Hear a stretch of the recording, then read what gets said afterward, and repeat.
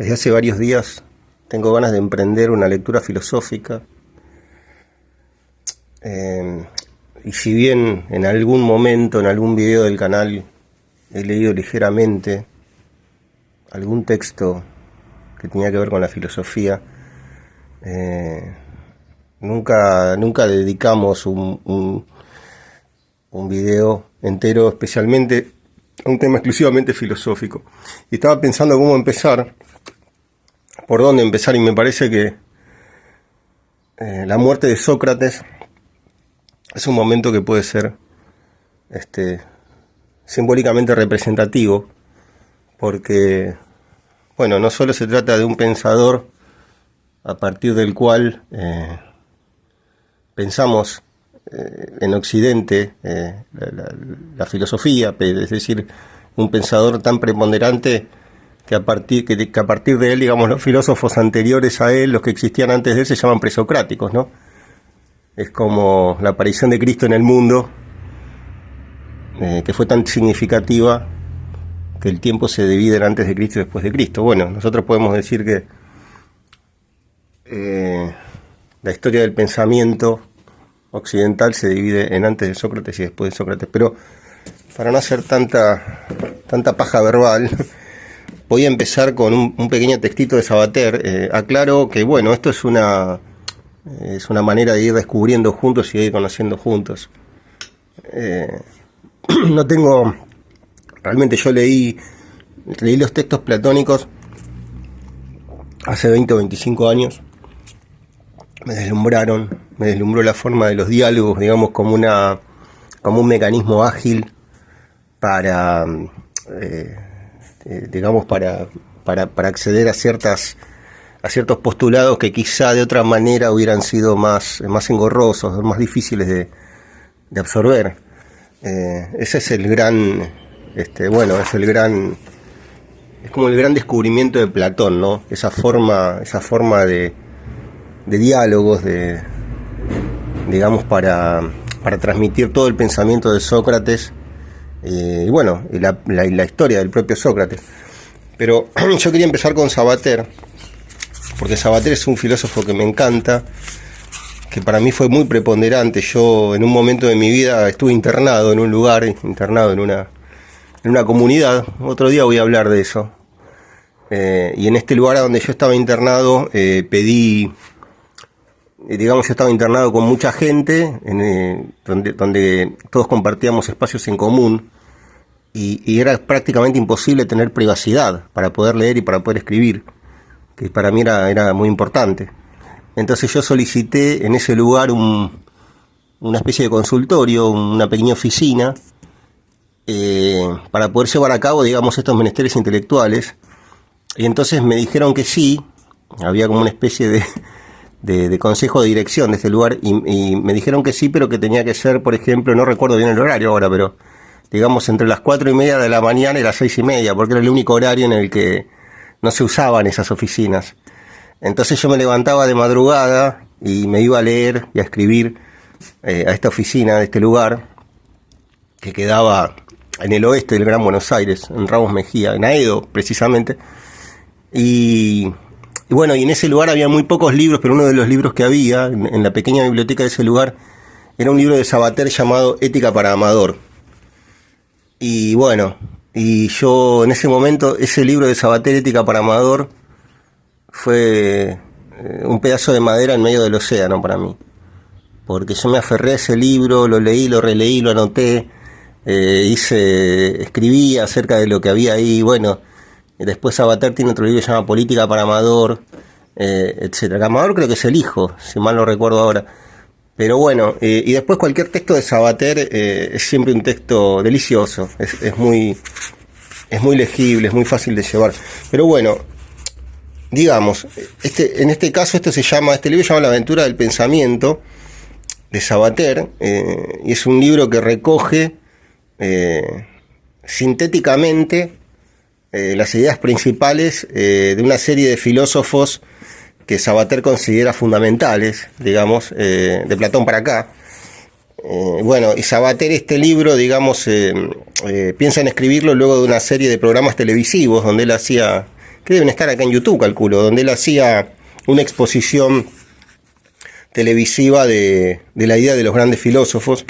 Pero bueno, él empieza acá diciendo que la aventura del pensamiento nace de ese programa. Dice: ahora llega a vuestras manos en forma de libro, donde se condensaron la totalidad de los capítulos grabados. Y dice: elaboramos un producto de divulgación científica, filosófica, que permite a quien lo lee introducirse en el mundo de la reflexión, desde la antigua Grecia de Platón hasta los filósofos contemporáneos, cuya intervención en la vida moderna también incluye su participación en la política. Bueno, pero él, claro, él habla del filósofo ahora, de la figura del filósofo ahora, respecto de la figura del filósofo en la época de Platón, por ejemplo. Dice: aquí estamos en un mundo que muestra al filósofo como un personaje distinto al de la época clásica. En el principio de los tiempos del pensamiento uno era filósofo, pero no tenía que hacer nada especial para hacerlo. Quiero decir que, por ejemplo, en la época de Séneca o en Roma o en el medioevo, los filósofos eran personas que vivían de una manera determinada. No tenían necesidad de desarrollar actividades determinadas, ni dar clases ni escribir, y sin embargo se les consideraba filósofos porque vivían de una manera estoica o epicúrea, es decir, que tenían un plan determinado para su vida y por allí se encauzaba su existencia. La filosofía era una forma de vida con examen permanente, como se dice en la Apología de Sócrates. Ahora vamos a ver la Apología de Sócrates. Una vida sin examen no merece ser vivida. A eso respondía la filosofía, eso era ser filósofo. Luego el filósofo se convirtió en profesor, después era una persona que enseñaba a filosofar, que explicaba las verdades del mundo también. Hoy es un profesor que prepara a otros profesores. Bueno, esto me recuerda un libro de Vicente Fatoni, a quien yo ya cité, que era una introducción a la filosofía, en la que él dice que, claro, que en realidad se filosofa filosofando y se aprende a filosofar filosofando. Es decir, hablando de filosofía.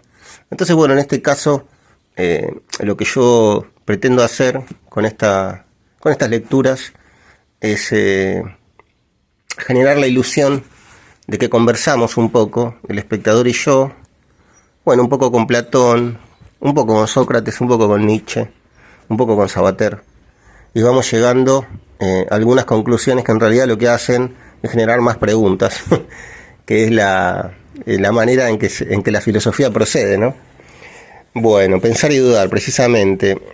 Acá habla de eso. Sabater dice: la diferencia fundamental que hay entre el sabio tipo oriental y un filósofo es que el sabio se las arregla solo, se va a un monte, medita, sufre transformaciones íntimas en la soledad y a veces ve a su discípulo como un estorbo. El filósofo no va vendiendo conocimiento, juega con el conocimiento, va de alguna manera cuestionando lo que los otros creen saber y creando una inquietud con respecto a lo que los otros quieren saber.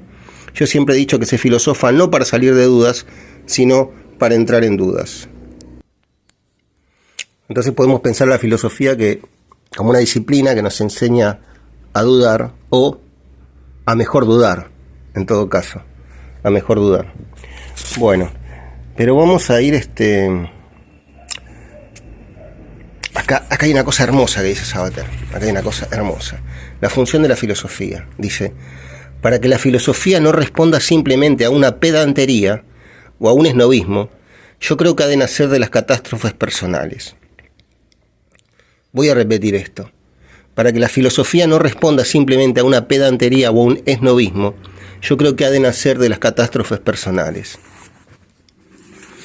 Es decir, a todos algún día nos pasa una cosa que nos convierte en filósofos: la muerte de una persona amada, el fracaso de un proyecto profesional, la derrota de una esperanza política. Al que le va todo bien no ha terminado de ponerse a pensar nunca, porque no le hace falta. Las cosas van sobre ruedas y no piensa. Pensamos cuando de pronto algo no funciona, cuando algo nos despierta. Una pesadilla nos ayuda a pensar. Entonces recurre a la filosofía el que está estremecido por un fracaso, por una derrota, por un horror. Y creo yo que en la sociedad capitalista contemporánea en la que vivimos, es inevitable sentir por momentos cierto horror, cierta desesperanza, cierto fracaso, porque somos hijos de un sistema político, de un sistema social, etcétera, que excluye a muchos, que tiene un determinado vértigo, y además que en cierta medida excluye precisamente, a la filosofía, excluye a a ciertas cuestiones humanísticas que tienen que ver con la especie, con el ser humano, con ciertas funciones, digamos, excluye ciertas cuestiones básicas que son las que hacen que el hombre sueñe, que el hombre viva, que el hombre desee, que el hombre proyecte hacia un mañana. Y cuando digo el hombre, sé que está mal decir el hombre, digamos como un sustantivo extensivo de la humanidad. Cuando digo el hombre me refiero al ser humano. Pero bueno, acá vamos a situarnos un poco en la época en que Sócrates vive. Acá hay una ilustración de Platón que representa a Platón. Este es un manual de historia de Jacques Senyobos, que es un historiador francés. A mí me encantan estos libros. Yo tengo algunos, no tengo la colección completa de estos libros de historia, pero son geniales. Bueno, vamos a decir rápidamente que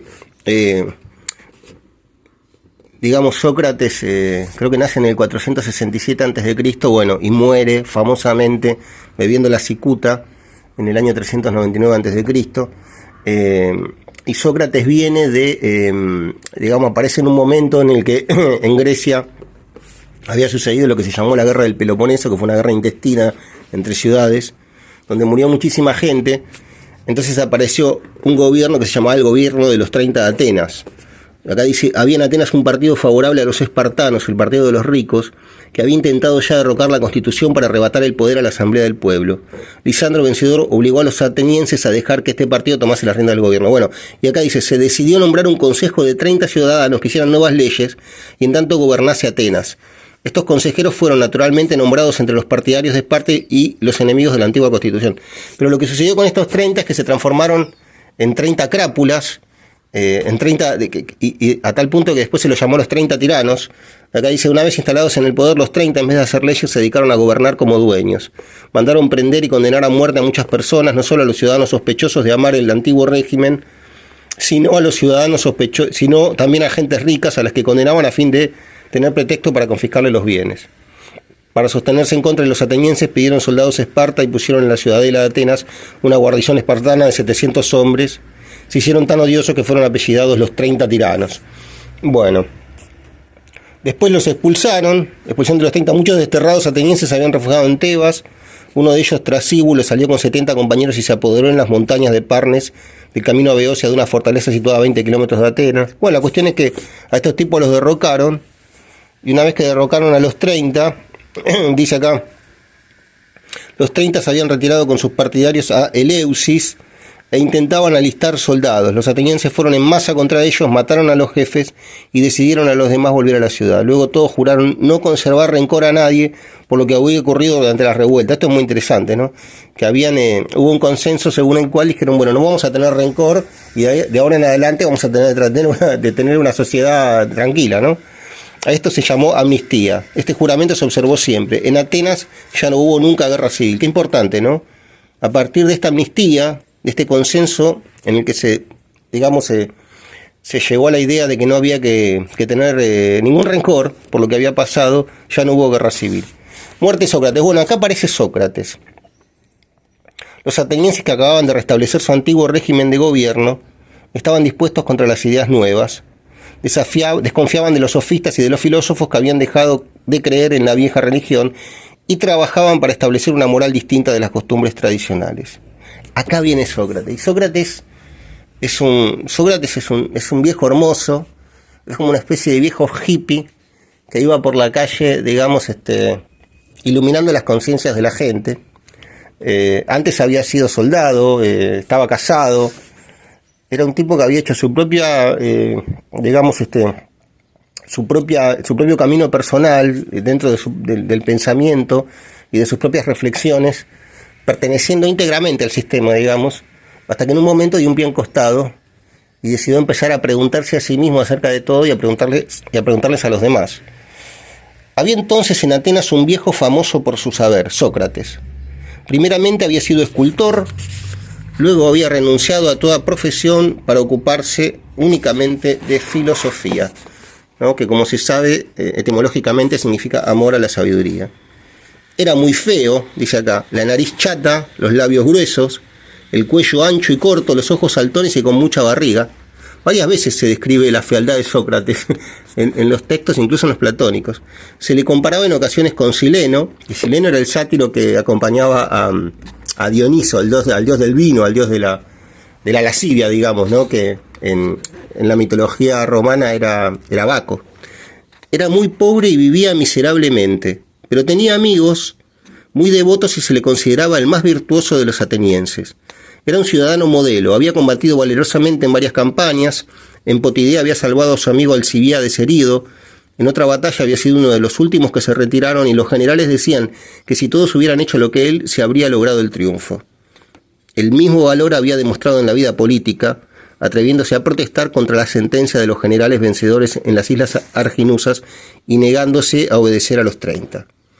O sea que bueno, hasta este momento de su vida, hasta el momento en el que empieza a filosofar, o en todo caso lo hace públicamente, Sócrates era una especie de héroe y un ciudadano modelo, digamos, ¿no? Vivía sin ambiciones de un modo austero. Alcibiades había querido darle tierras, el rey de Macedonia le había invitado a ir a su corte, pero prefirió permanecer pobre y para ser independiente trató ardientemente de dominar sus necesidades. Comía poco y andaba descalzo, cubierto con pobre manto, sin quejarse del calor ni del frío. Bueno, qué interesante la figura de Sócrates. Había consagrado toda la vida a inquirir la verdad y la justicia para obrar con arreglo a ellas y a comunicar a los demás lo que descubría para hacerles mejores. Su divisa era la máxima grabada en el templo de Delfos: conócete a ti mismo. Conócete a ti mismo. Eso decía en el oráculo del templo de Delfos, en la parte de arriba de la puerta, decía: conócete a ti mismo. Pasaba el tiempo en las calles o en las plazas, hablaba con cuantos veía al paso, haciéndoles preguntas, tratando de lograr que se dieran cuenta de su propio pensamiento. Después de 40 años de esta vida, no solamente tenía amigos, sino discípulos. Al contrario de los sofistas, que se alababan de saberlo todo, decía: no sé más que una cosa, que no sé nada. Bueno, Antonio Machado, el gran Antonio Machado, dice en un momento: la frase socrática, solo sé que no sé nada, contiene la jactancia de un excesivo saber, pues le faltó agregar: y aun de eso no puedo estar seguro. Pero vamos a ir a la Apología de Sócrates, que es un texto platónico, en el que podemos ver cuál es el origen de esta célebre idea que propone Sócrates, según la cual solo sabe que nada sabe.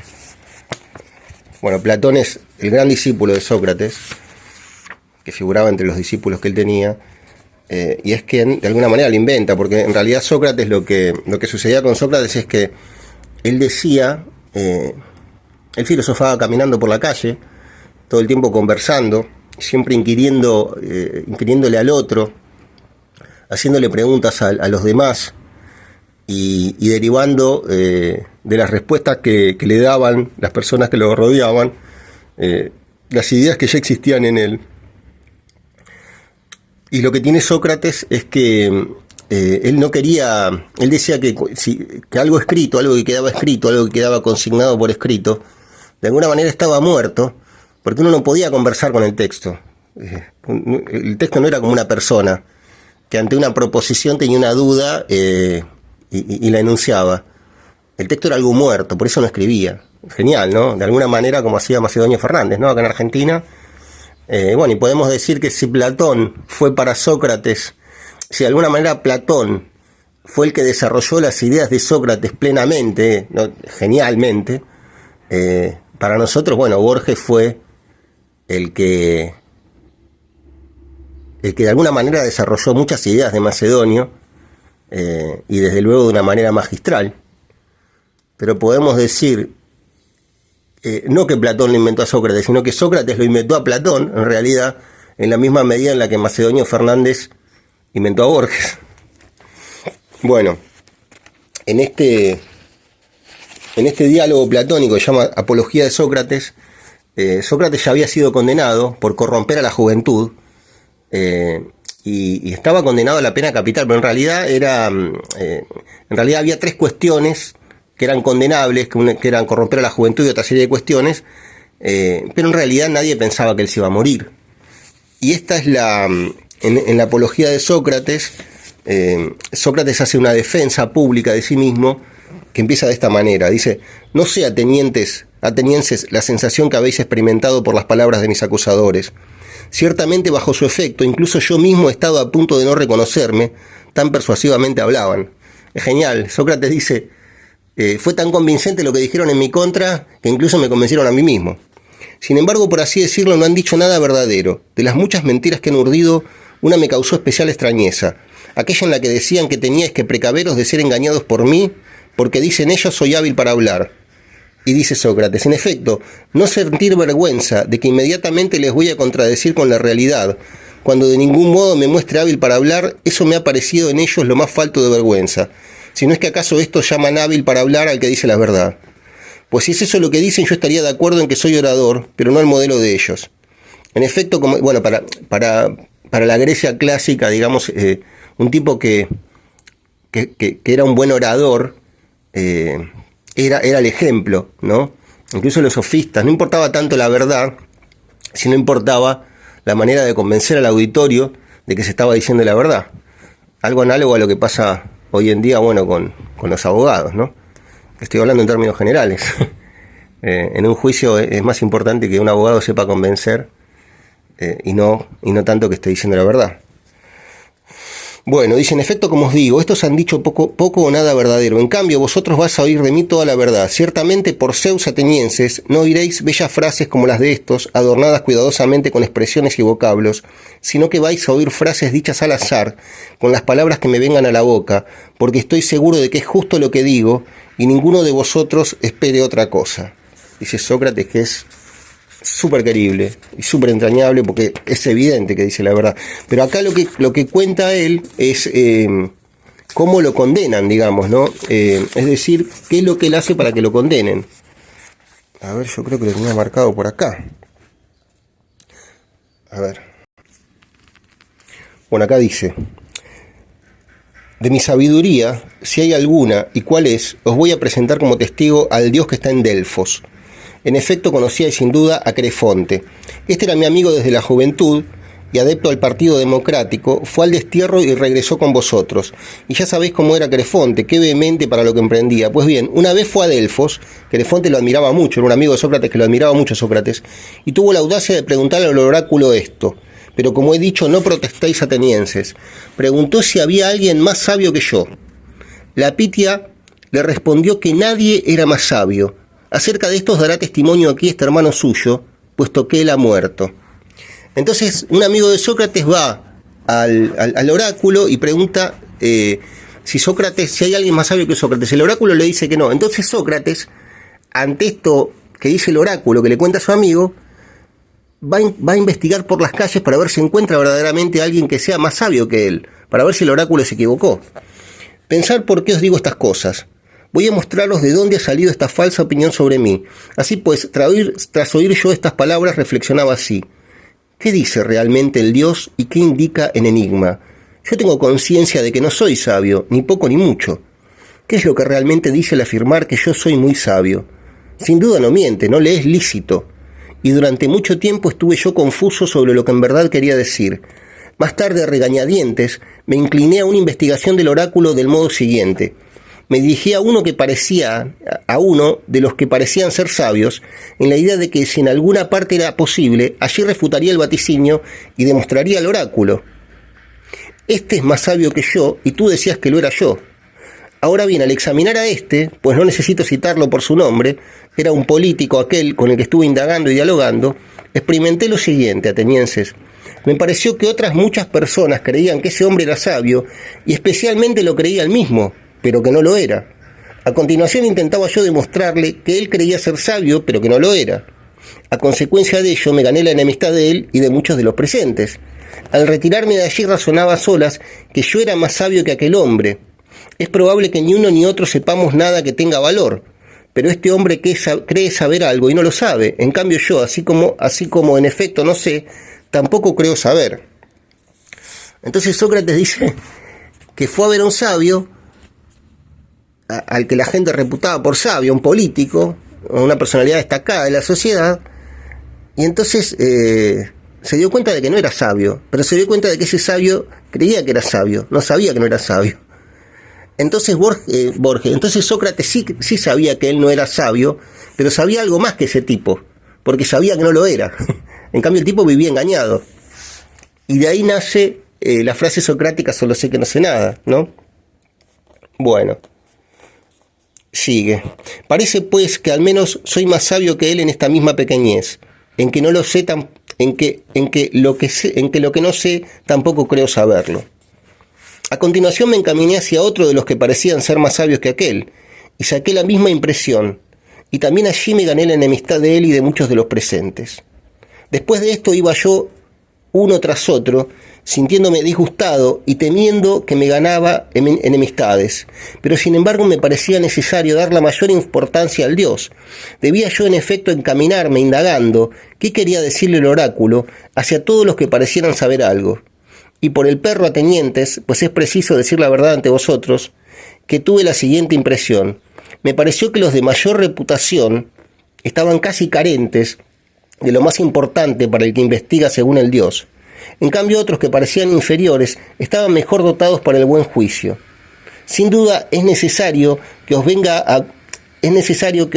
haga ver mi camino errante como condenado a ciertos trabajos, a fin de que el oráculo fuera irrefutable para mí. Bueno, entonces después él va con los artesanos, va con la gente más humilde de la calle, y a cada uno le pregunta qué es lo que sabe y por qué hace lo que hace. Entonces genera tal revuelo en la sociedad ateniense de ese momento que lo empiezan a acusar de corromper a la juventud, porque encima lo siguen los jóvenes hijos de los ricos, que veían este viejo curioso como un personaje excéntrico, y seguramente estos jóvenes sospechaban que había verdad en las palabras de Sócrates.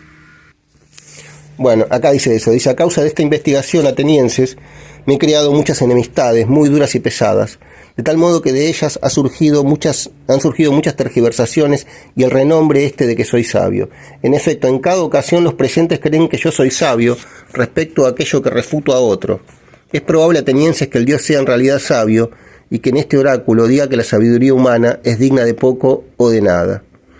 Bueno, y así. Entonces dice acá, se añade a esto que los jóvenes que me acompañan espontáneamente, los que disponen de más tiempo, los hijos de los más ricos, se divierten oyéndome examinar a los hombres, y con frecuencia me imitan e intentan examinar a otros, y naturalmente encuentran, creo yo, gran cantidad de hombres que creen saber algo, pero que saben poco o nada.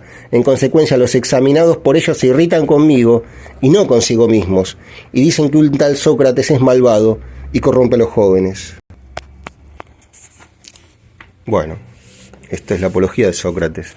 Yo no sé, quizá, no sé si resultan muy tediosos estos videos en los que leo más, pero me parece que hay ciertas cuestiones básicas, como por ejemplo, bueno, esta frase socrática célebre, solo sé que no sé nada, que son cuestiones a las que es interesante ponerlas bajo la lupa, indagar acerca de ellas e ir al origen, a ver por qué en este caso Sócrates decía eso, por qué se lo había condenado y por qué después se lo mata, ¿no? O sea, se lo condena a beber la cicuta. Pero bueno, si alguno me quiere decir si esto es muy denso, avíseme y quizá hago más videos sobre escritores o sobre poesía, pero a mí digamos, en particular, la filosofía me interesa muchísimo. Toda la vida quise emprender un estudio metódico de la filosofía, nunca lo pude hacer, no creo que lo vaya a hacer jamás tampoco, pero por lo menos la posibilidad de subir al canal este tipo de videos hace que yo ponga en juego, que pongamos juntos en juego ciertas cuestiones que tienen que ver con el conocimiento, ¿no? Con cuestiones básicas del alma humana, y creo que pueden ser útiles para algunas personas. Bueno, entonces, ¿qué pasó acá? Acá, bueno, en este libro, en este manual de historia, se sigue diciendo acerca de Sócrates: era enemigo de los sofistas, a los que censuraba no distinguir lo justo de lo injusto y no ocuparse de buscar el bien. Pero los partidarios de las viejas costumbres le confundían con ellos, porque muchas veces se le veía discutir sobre moral. Bueno, y acá viene la condena. Tres ciudadanos se pusieron de acuerdo para entablar proceso contra Sócrates. Bueno, ya vemos que Sócrates no tenía culpa de nada. La verdad que era un viejo que andaba por la calle preguntándole cosas a la gente, pero eso generaba un gran disturbio, porque despertaba las almas de la gente.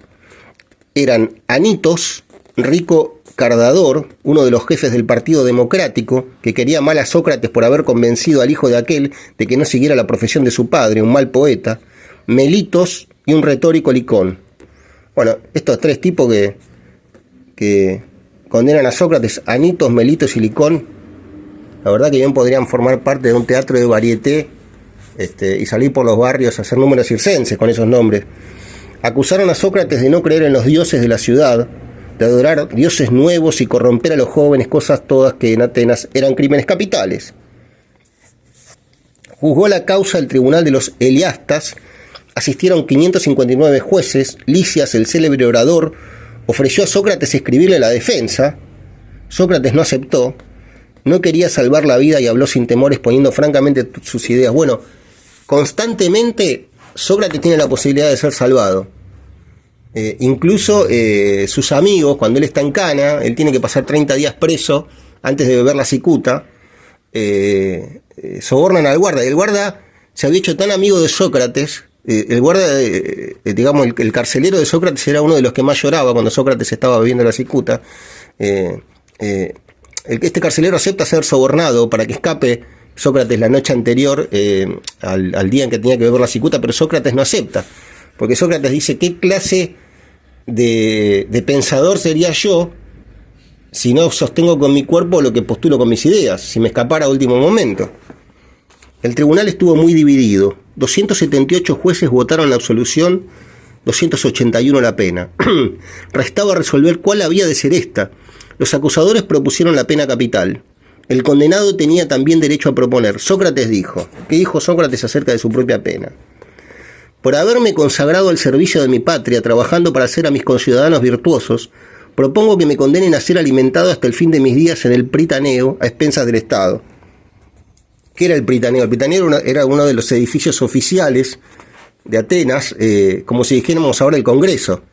Entonces lo que está diciendo Sócrates acá está diciendo en ironía. Está diciendo, como me consagré al servicio de mi patria, métanme en el Congreso y aliméntenme. La verdad que es un acto de coraje muy grande, teniendo en cuenta que le iban a matar. Sócrates tenía 70 años en este momento, era un hombre grande. Y esto me recuerda a lo que dijo Oscar Wilde en el momento de su juicio. Cuando lo condenan a Wilde por corromper por sodomía, no sé, hicimos un video sobre Wilde. El juez que lo condena, que es el padre del chico con el que Wilde tenía un amorío, Lord Alfred Douglas, le lee una carta a Wilde en la que Wilde había escrito amorosamente cuestiones que tenían que ver con el amor, en segunda persona, al hijo de ese juez. Entonces le dice: dígame, ¿usted escribió esto? Y Wilde le dice: mire, la cuestión no es si yo escribí eso, la cuestión es que está muy mal escrito. Entonces Wilde, al igual que Sócrates, en ese momento terrible, ¿no?, en el que lo están condenando, incluso en ese momento tiene una valentía, digamos, que redunda en una cuestión estética. Esta respuesta irritó a los jueces. 361 votaron la sentencia de muerte, y Sócrates fue condenado a beber la cicuta. En aquel momento no había regresado todavía la procesión que Atenas enviaba a la fiesta de Delos, y la religión prohibía ejecutar a ningún condenado hasta que hubiera vuelto esta procesión. Entonces Sócrates permaneció 30 días en la prisión esperando el suplicio. Pasó dicho tiempo conversando con sus amigos acerca de temas filosóficos, según su costumbre, sin mostrar la menor turbación. Uno de los discípulos le propuso huir. Sócrates se negó, diciendo que no quería desobedecer las leyes de su patria. Bueno, y estos últimos días de Sócrates, los refiere Platón en el diálogo que se llama Fedón. Platón no puede estar presente en el momento ese, pero este hombre Fedón sí. Entonces está este diálogo que se llama Fedón, en el que conversan Fedón con otro tipo que se llama Equécrates. Dice Equécrates: ¿estuviste tú mismo, Fedón, junto a Sócrates el día aquel en que bebió el veneno en la cárcel? ¿O se lo has oído contar a otro? Yo mismo estuve allí, Ecécrates. ¿Qué es entonces lo que dijo el hombre antes de su muerte y cómo murió? Que me gustaría mucho escuchártelo. Pues ninguno de los ciudadanos de Fliunte, por ahora, va de viaje a Atenas, ni ha llegado de allí ningún extranjero que nos pudiera dar noticias claras acerca de esos hechos, salvo la de que él murió después de haber bebido el veneno. De lo demás no hubo quien nos contara nada. Bueno, entonces acá conversan Fedón y Ecécrates respecto de esos últimos 30 días de Sócrates en prisión. Este es un diálogo hermosísimo, que yo recomiendo, pero vamos a detenernos en una parte en la que Sócrates está todo el tiempo pensando y reflexionando, aún en esos momentos terribles, ¿no?, en los que espera la muerte inminente. Dice en un momento Sócrates, le habían encadenado la pierna, ¿no?, con unos grilletes. Dice: qué extraño, amigos, suele ser eso que los hombres denominan placentero. Cuán sorprendentemente está dispuesto frente a lo que parece ser su contrario, lo doloroso. Por el no querer presentarse al ser humano los dos a la vez, pero si uno persigue a uno de los dos y lo alcanza, siempre está obligado, en cierto modo, a tomar también el otro, como si ambos estuvieran ligados en una sola cabeza. Y me parece, dijo, que si Esopo lo hubiera advertido, habría compuesto una fábula de cómo la divinidad, que quería separar a ambos contendientes, después de que no lo consiguió, les empalmó en un mismo ser sus cabezas, y por ese motivo, al que obtiene el uno le acompaña el otro también a continuación. En efecto, algo así me ha sucedido también a mí, después de que a causa de los grilletes estuvo en mi pierna el dolor.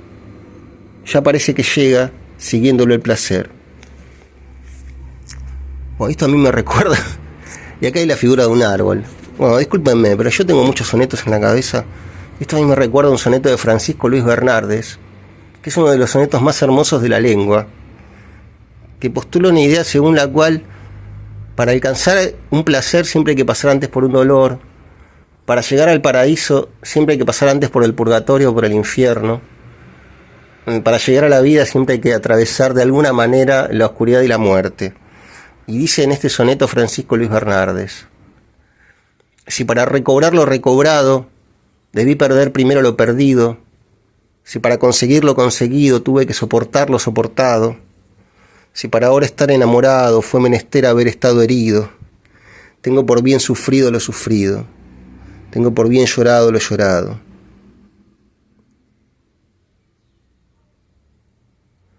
Bueno, y me olvidé cómo sería.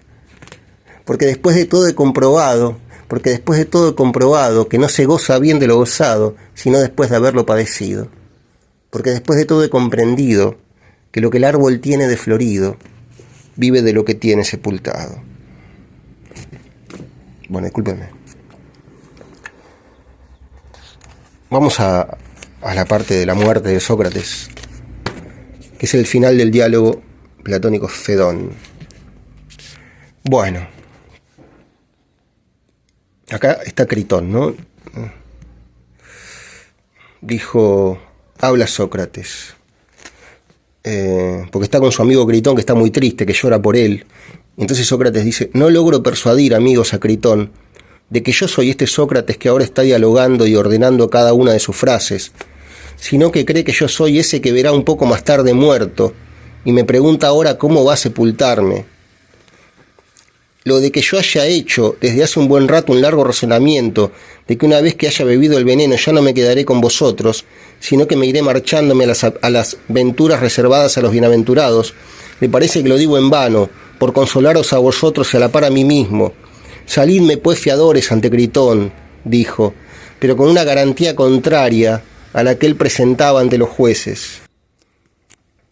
Bueno, vosotros por tanto sedme fiadores de que no me quedaré después que haya muerto, sino que me iré abandonándoos para que Critón lo soporte más fácilmente, y al ver que mi cuerpo es enterrado o quemado no se irrite por mí, como si yo sufriera cosas terribles, ni diga en mi funeral que expone o que lleva a la tumba o que está enterrando a Sócrates.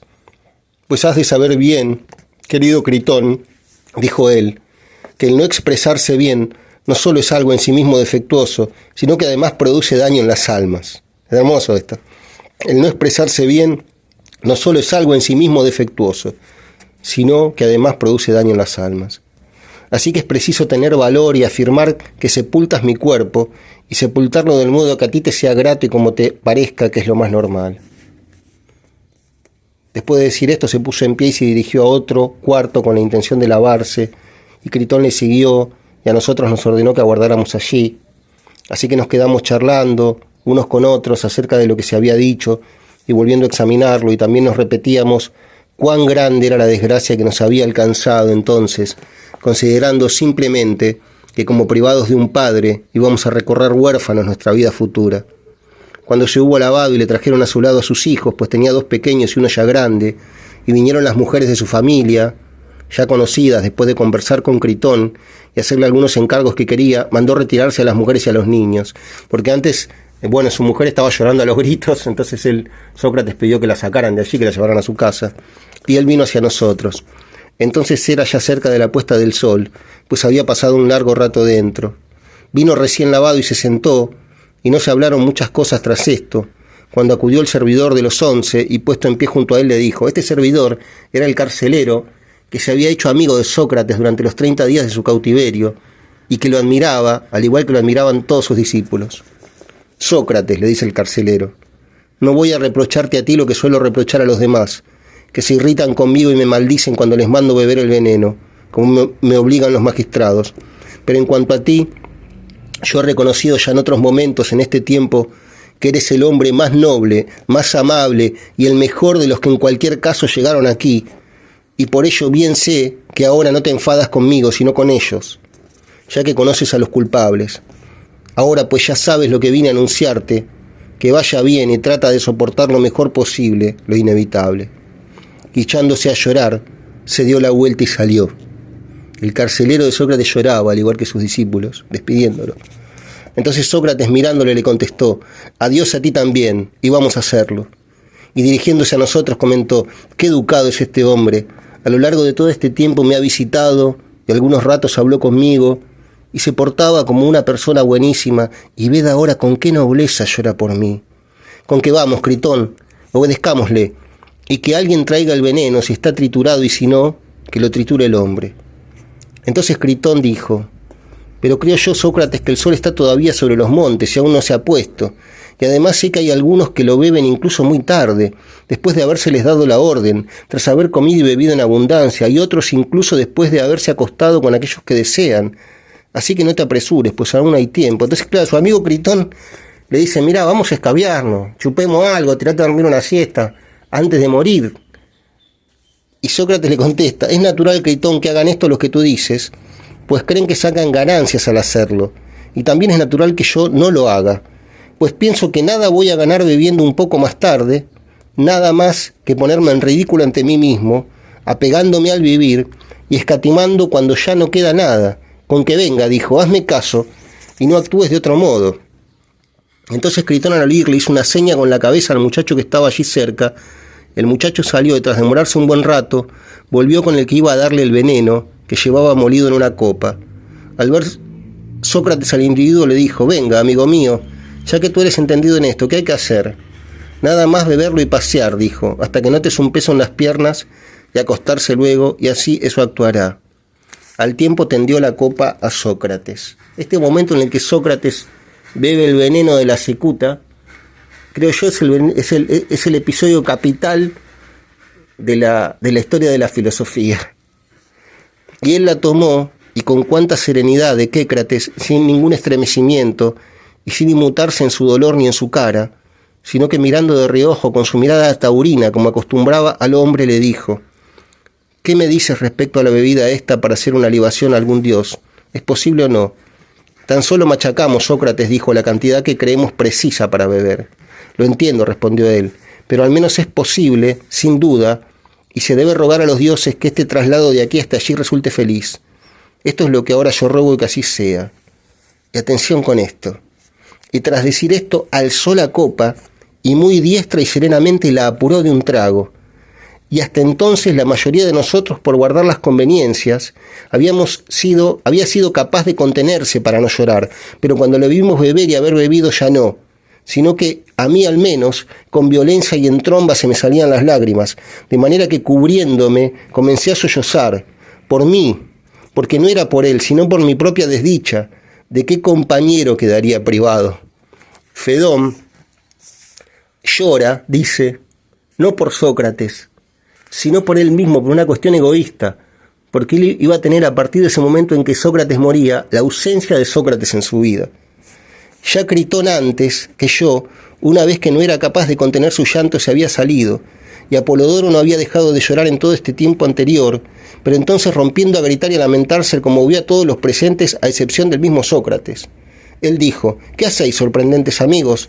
Ciertamente por este motivo despedí a las mujeres para que no desentonaran, porque he oído que hay que morir en un silencio ritual. Acá hay una nota al pie que dice, claro, la palabra original es eufemia, que es más que un silencio total, la ausencia de palabras y también de gestos, no propicias en el momento de celebrar un rito o como aquí, en un momento solemne de la vida. Con que tened ese valor y mantened la calma. Y nosotros al escucharlo, nos avergonzamos y contuvimos el llanto. Él paseó, y cuando dijo que le pesaban las piernas se tendió boca arriba, pues así se lo había aconsejado el individuo, y al mismo tiempo el que le había dado el veneno lo examinaba, tomándole de rato en rato los pies y las piernas y luego apretándole con fuerza el pie, le preguntó si lo sentía y él dijo que no. El veneno actuaba así, era una frialdad que iba subiendo desde los pies al corazón y cuando llegaba al corazón lo fulminaba. Y después de esto hizo lo mismo con sus pantorrillas y ascendiendo de este modo nos dijo que se iba quedando frío y rígido. Mientras lo tanteaba nos dijo que cuando eso le llegara al corazón, entonces se extinguiría. Ya estaba casi fría la zona del vientre, cuando descubriéndose, pues se había tapado, nos dijo, y fue lo último que habló, Critón, le debemos un gallo a Asclepio, así que págaselo y no lo descuides. Bueno, esta última frase de Sócrates es lo último que dice, antes de morir, ha sido infinitamente interpretada por Foucault, por Nietzsche, por todos los filósofos, por todos los pensadores. Asclepio era el dios de la medicina y de la curación, también conocido como Esculapio, y se dice que, bueno, que tuvo una ironía Sócrates en ese momento. Hay muchísimas versiones respecto de esto, pero bueno, es muy interesante que Platón consigne como las últimas palabras de Sócrates estas palabras. Así se hará, dijo Critón. Mira si quieres algo más. Pero a esta pregunta ya no respondió, sino que al poco rato tuvo un estremecimiento, y el hombre lo descubrió, y él tenía rígida la mirada. Al verlo, Critón le cerró la boca y los ojos. Ese fue el fin, Equécrates, que tuvo nuestro amigo, el mejor hombre, podemos decir nosotros, de los que entonces conocimos, y en modo muy destacado, el más inteligente y más justo. Bueno, así cuenta Platón en el Fedón, el fin de Sócrates, y acá en este libro lo cuentan de esta manera. Al fin volvió a la procesión de Delos, al ponerse el sol el carcelero llevó la cicuta, Sócrates la bebió con calma, todos los asistentes lloraban hasta el carcelero. Pronto sintió Sócrates que las piernas se le ponían tiesas, dijo entonces sonriendo uno de sus discípulos, debemos sacrificar un gallo a Asclepios, no olvides satisfacer esa deuda. Murió un momento después, 399 a.C. Bueno, ese es el fin de Sócrates y también el fin de este video, pero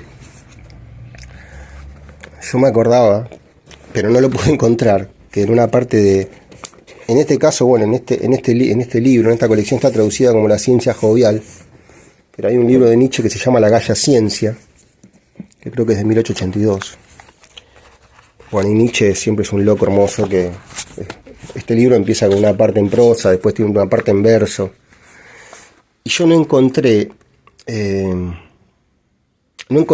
esta parte en la que habla de Sócrates, de la muerte de Sócrates, pero encontré otra cosa. Encontré un texto en el que Nietzsche escribe acerca del estilo, pero también creo que esto puede ser interpretado como un texto que habla acerca de un determinado modo de hacer las cosas. Y bueno, y quizá yo me puedo sentir identificado con este texto de Nietzsche en lo que se refiere al proceder que tengo a la hora de hacer estos videos. Y con esto vamos a terminar, que ya es mucho, ¿no? Este texto dice sobre la cuestión de la inteligibilidad. Y dice Nietzsche, cuando uno escribe, no solo quiere ser entendido, sino también, ciertamente, no ser entendido. Que alguien considere ininteligible un libro no constituye una objeción suficiente contra él. Tal vez esto formaba parte justamente de la intención del escritor. Él no quería ser entendido por todo el mundo.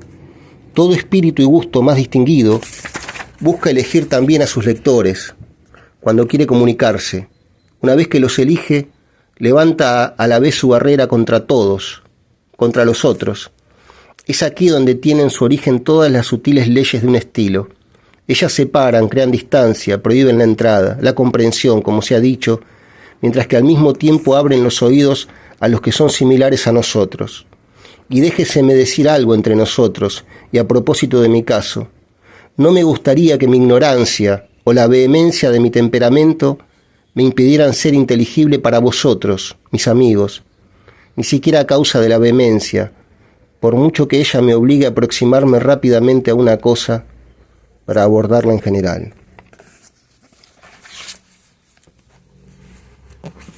Bueno.